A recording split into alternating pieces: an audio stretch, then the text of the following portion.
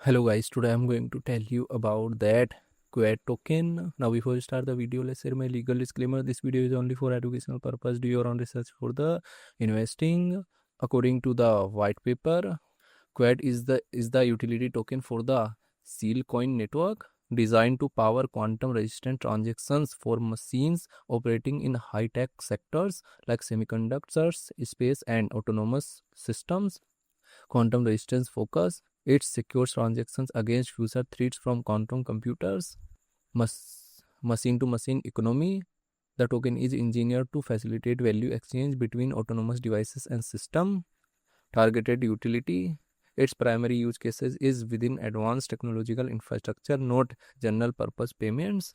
Coin token total supply is 10 billion and circulating supply is around 500 million QAIT token. QAIT token is listed on Binance Alpha and other exchanges. If I share my opinion with you, then this project up to 75% chances is that it is a legit or good project. So guys, don't take my opinion as a financial advice. Do your own research for the investing. Thanks for watching.